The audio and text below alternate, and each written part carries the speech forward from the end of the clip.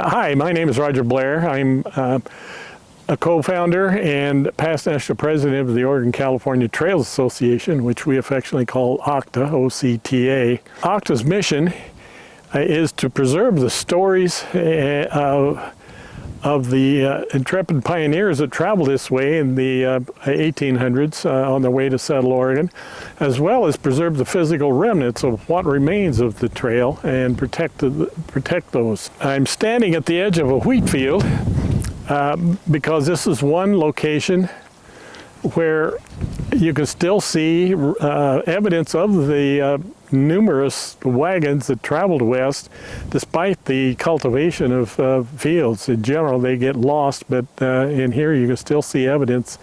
At the edge of this field, it's been cultivated, and in the spring when the wheat starts growing, you can actually still see evidence of where the trail ran. There's a different color of vegetation. We used to be able to see the trail coming through fields, leading across this road and continuing on west. But this is a good example of why OCTA was formed and why I would invite you to get interested in the trail and learn more about it and more about the experiences, but also about why we need to preserve what does remain. Last year, this field remained fallow, and this year, as you can see, it's been converted to a potato field.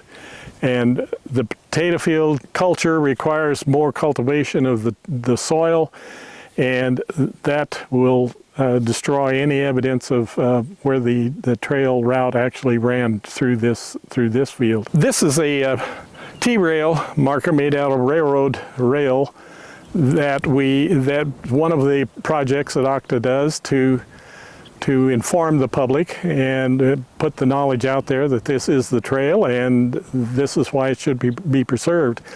There's always an inscription or a quotation from a diary or journal. This particular one is from Michael Luark, and on August 17, 1853, going over the highland and had very good road except the dust, reaching the river in 17 miles after going down a long hill. Spring is to the right side of road at the foot. This is an area called Corral Spring. It was a spring located near the Umatilla River, down in the river valley, that is open to the public, provided there's respect for the landowners. And the Park Service, the National Park Service, has placed an interpretive sign at the entrance where you can hike up to see this T-rail and walk a short segment of ruts. You can see the ruts as a twin row of a trail leading down that long hill that Luark describes. Our last stop is 2.5 miles west of Echo, in an area that I call OCTA's sacred ground. I consider this the birthplace of OCTA.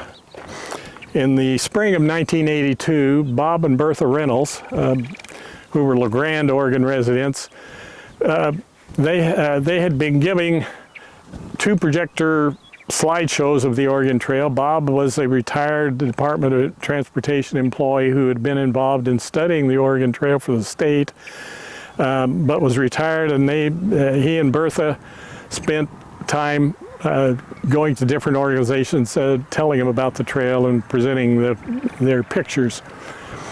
In 1982, in the spring, they came to this site and found that some deep swales had been converted to a potato field.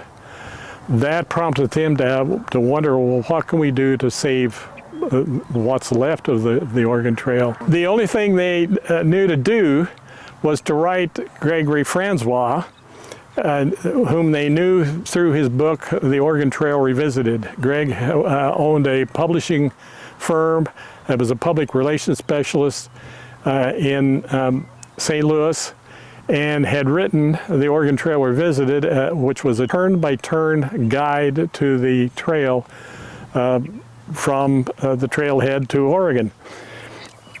So they wrote Greg actually in what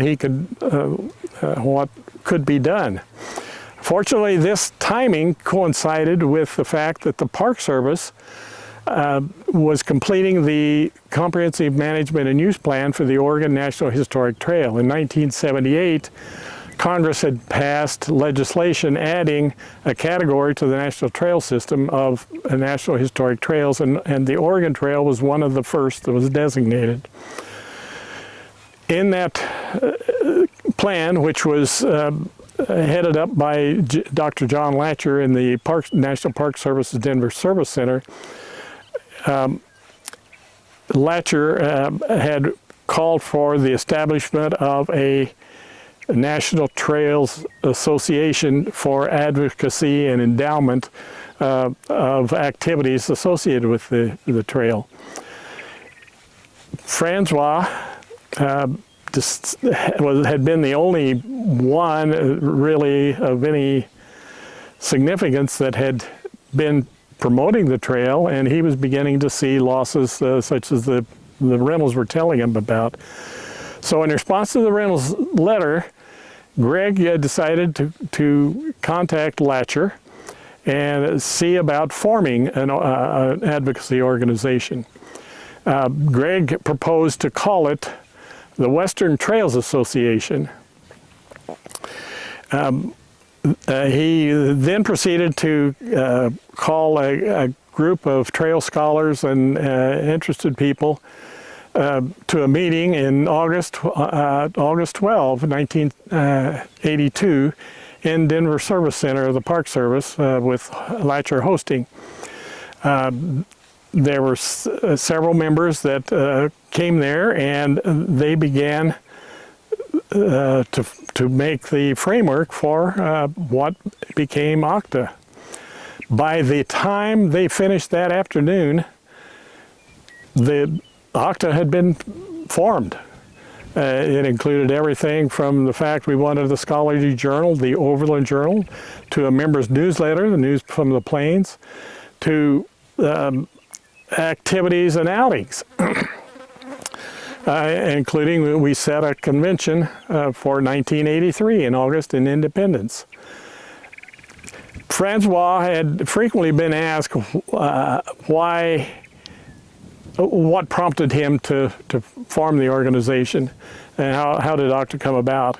And I have a quote here that I'd like to read that he specifically said. He said, "The one I recall most vividly was destruction of the fine rut swales on property near Echo, Oregon. Now you can complain all you want to, but there is no way to bring back ruts that have been plowed up for a potato field. About all one can do is pray the potatoes won't grow. And I did.